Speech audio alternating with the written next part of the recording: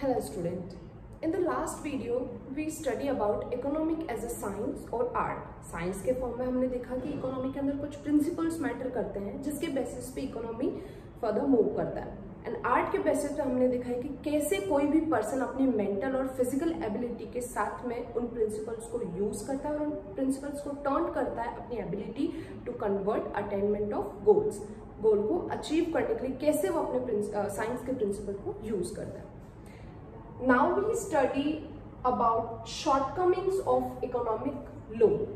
अगर याद हो तो हमने लास्ट वीडियो में दो इंपॉर्टेंट थिंग की स्टडी करी थी इकोनॉमिक एज अ साइंस में, कि साइंस के फॉर्म में वो इकोनॉमिक को हम केमिस्ट्री या फिजिक्स की साइंस में नहीं ले सकते. सेम हम यहाँ पे भी वही शॉर्टकमिंग देखेंगे कि इकोनॉमिक लॉ जो होता है वो साइंस में फिजिक्स या केमिस्ट्री की तरह नहीं होता है. फिजिक्स और केमिस्ट्री का मतलब क्या हुआ, जो भी रिजल्ट हमें फिजिक्स और केमिस्ट्री से मिल रहा है वो एकदम प्योरिटी के बेस पे होता है, हार्ड रिजल्ट होता है जो चेंज नहीं होता है. हम उसको आगे किसी भी चीज की अगर हमने स्टडी करी या एनालाइज किया तो हम उसको चेंज नहीं कर पा रहे. दैट इज केमिस्ट्री या फिजिक्स के अंदर हमने जो देखा है. फिजिक्स और केमिस्ट्री में हम जो रिजल्ट दे रहे हैं वो फिक्स्ड हो रहे हैं, वो हार्ड फॉर्म में आ रहे हैं, हम उसको चेंज नहीं कर पाते.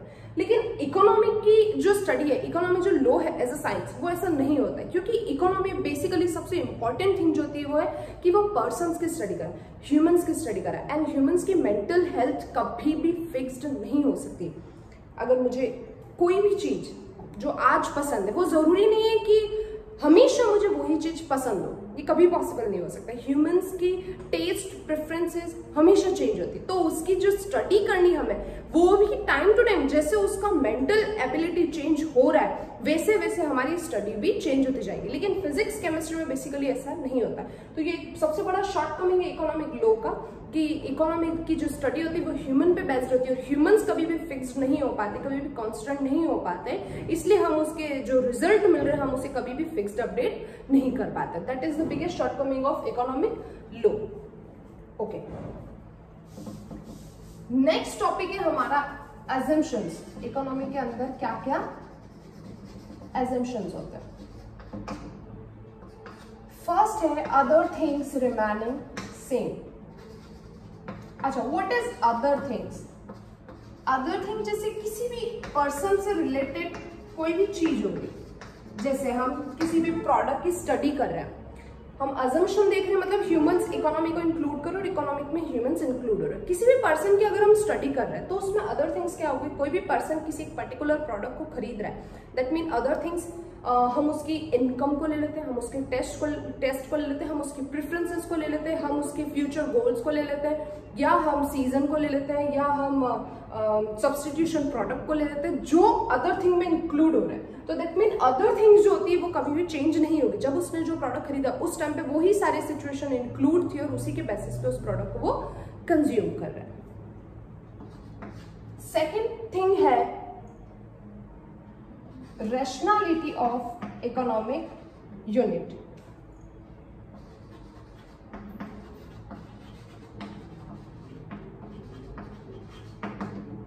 That mean rationality of economic unit, आज जो हमने जिस रेट में वो चीज खरीदी है कल भी वो उसी रेट में होनी चाहिए. फॉर एग्जाम्पल, आज मैंने कोई प्रोडक्ट सस्ते में खरीदा है, या हो सकता है कोई प्रोडक्ट मैंने आज महंगे में खरीदा है. कल अगर उस प्रोडक्ट का प्राइस कम हो जाता है तो ऑटोमेटिकली मेरा कंजम्पशन उस प्रोडक्ट के लिए बढ़ेगा. क्यों? क्योंकि ये हमारा यूनिवर्सल रूल है, जब किसी प्रोडक्ट की प्राइस कम होती है तो उसकी डिमांड ऑटोमेटिकली इंक्रीज होती है. तो अगर उस प्रोडक्ट की डिमांड प्राइस कम हुई तो हम उसको ज्यादा खरीदेंगे.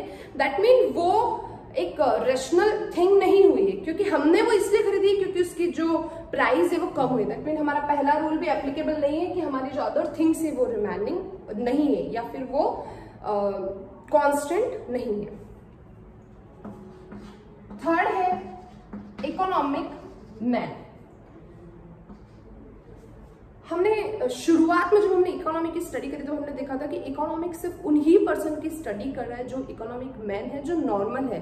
मीजर्स हो गए या ऐसे पर्सन्स जो एबनॉर्मल है, उन सेंट्स हो गए, मोन्स हो गए, हम इसकी स्टडी नहीं करते। क्यों? क्योंकि ये हमारे इकोनॉमिक के कॉन्स्टिट्यूशन में नहीं आता। तो बेसिकली इकोनॉमिक मैन मतलब एक वर्किंग मैन होना चाहिए जो अर्निंग कर रहा है और जो अपनी अर्निंग में से सेविंग कर रहा है और अपने पैसे को कंज्यूम कर रहा है, अपनी फैमिली को चला रहा है। तो बेसिकली वो एक इकोनॉमिक मैन होना चाहिए। हम ये कह सकते हैं कि जो वो प्रोडक्ट ले रहा है वो अपने खुद के पैसों से खरीद रहा है, वो गिफ्ट्स या कोई किसी के थ्रू मिलना या सस्ता मिलना, फ्री में मिलना, ये सारी चीजें नहीं इंक्लूड होगी। फोर्थ है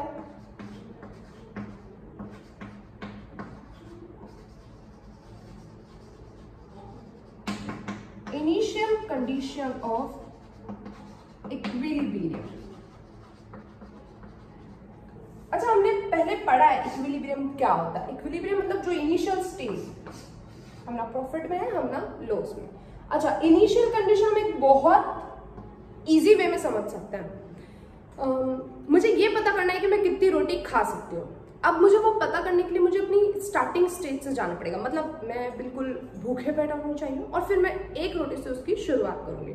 अगर मैं अपनी इनिशियल स्टेज वहां से समझूं कि अभी मैंने 1 घंटे पहले 2 रोटी खाई है और 1 घंटे बाद में मैं अपने इक्विलिब्रियम का पता कर पा रही, तो वो पॉसिबल नहीं, क्योंकि मेरी भूख जो है वो अभी तक खत्म नहीं हुई। मेरा जो पहले का खाना है वो मेरे पेट में अभी भी है। तो इनिशियल कंडीशन क्या होगी? जहां हम स्टार्टिंग पॉइंट से उस चीज की स्टडी कर रहे हैं। मैं कितनी रोटी खा पा रही हूँ उसकी स्टडी मैं अपने स्टार्टिंग पॉइंट से करूंगी, 1 रोटी से करूंगी। अब उस बीच में मैं बीच में खाना नहीं छोड़ूंगी, या फिर मैं कितनी रोटी कंज्यूम कर पा रही हूँ उसकी स्टडी करने के लिए मुझे अपनी फर्स्ट थिंग अपने शुरुआत भूख से करनी पड़ेगी कि मैं कितनी रोटी खा पा रही हूँ। अगर मैं ऐसे करूँ कि मैं अभी 2 रोटी खा रही हूँ, आधे घंटे बाद में फिर 1 रोटी खा रही हूँ, फिर आधे घंटे बाद में मैं 2 रोटी और खा रही हूँ, तो वो मेरा कंजम्पशन लेवल जरूर बढ़ेगा, लेकिन मैं अपने इक्विलिब्रियम पॉइंट पे नहीं आ पाऊंगी। ओके, फिफ्थ जो है वो है कि रिलेशन होना चाहिए, relation with social, political and economic institutions. Social, political and economic institution. Social, हर जो थिंग है वो सोशली होनी चाहिए, किसी भी पर्सन को नुकसान ना पहुंचे ऐसी नहीं होनी चाहिए। पॉलिटिकल व्यू क्या हो सकता है? जैसे वो कोई भी करप्टेड या कोई भी थिंग जो बनी है वो गलत तरीके से नहीं बनी होनी चाहिए। जैसे ड्रग्स नहीं होना चाहिए, अल्कोहल नहीं होना चाहिए। सारी चीजें सोशल फॉर्म में भी होनी चाहिए, पॉलिटिकल फॉर्म में भी होनी चाहिए और इकोनॉमिक फॉर्म में भी होनी चाहिए। ओके, 6 है relation with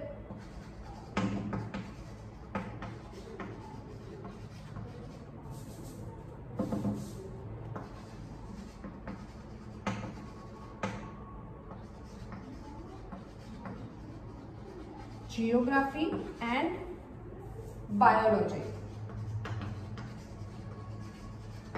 okay, geography and biology that mean जो थिंग है वो इन दोनों टर्म से रिलेटेड होनी चाहिए। वो जियोग्राफी बेस्ड भी होनी चाहिए और वो बायोलॉजिकल बेस्ड भी होनी चाहिए। जो हम इसके साथ में जोड़ सकते हैं कि वो कोई भी गलत चीज नहीं होनी चाहिए जिससे हमारे समाज, हमारी सोसाइटी के ऊपर कोई गलत इफेक्ट पड़े, ऐसा नहीं होना चाहिए। वो पर्टिकुलर थिंग हमारे इकोनॉमिक टर्म्स के अंदर इलीगल फॉर्म में नहीं आनी चाहिए, वो लीगल फॉर्म में ही इंक्लूड होनी चाहिए। So these things are come under geography and biology. So these 6 assumptions are come under economic law।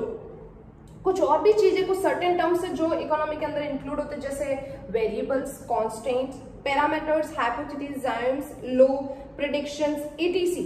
ये सारी चीजें इकोनॉमिक बिहेवियर, इकोनॉमिक प्रॉब्लम को इंट्रोड्यूस कर रहा है या उनको हमें समझने में हेल्प करता है। नेक्स्ट है इकोनॉमिक प्रॉब्लम। बहुत इजी चीज है जो हम शुरू से ही पढ़ रहे हैं।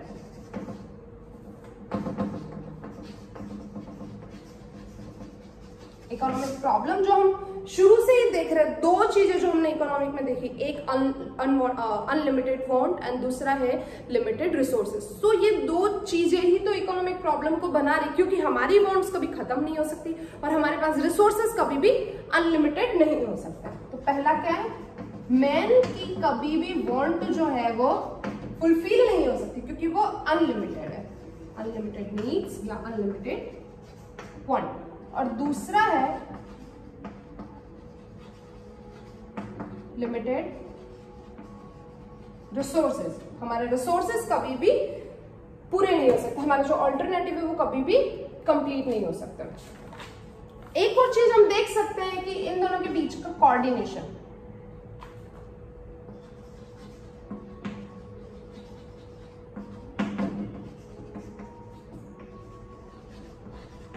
Coordination between and and use, coordination between unlimited want और लिमिटेड रिसोर्सेज, ये तीन प्रॉब्लम जो है वो इकोनॉमिक प्रॉब्लम में हम कंसीडर कर रहे हैं और इसी के बेस पे हम आगे की स्टडी करेंगे। In the next video we study about economic problem in a wider range, जहां पर हम देखेंगे कि इकोनॉमी के अंदर क्या क्या प्रॉब्लम होती है और उन प्रॉब्लम को हम कैसे सॉल्व करते हैं वन बाय वन, उसके अंदर हम किन किन इकोनॉमी फॉर्म्स को इंक्लूड कर रहे हैं। सो these three things are included in economic problem. First है अनलिमिटेड वांट्स, जो एक पर्सन की वांट्स कभी भी फुलफिल नहीं हो सकती, क्योंकि उसके एक वांट फुलफिल हुई तो उसकी दूसरी वांट जो है वो ऑटोमेटिकली क्रिएट हो जाएगी। सेकेंड है लिमिटेड रिसोर्सेज, किसी भी पर्सन के पास में अनलिमिटेड रिसोर्सेज नहीं हो सकते हैं, लिमिट में ही उसके पास रिसोर्सेज या उसके पास मनी होगी। थर्ड है coordination between and and use, जब ये दोनों आपस में कभी मिक्स नहीं हो पा रहा, that is coordination between and and use. Coordination कभी नहीं हो सकता है unlimited want and limited resources. In the next video we study about economic problem in a wider range. Thank you.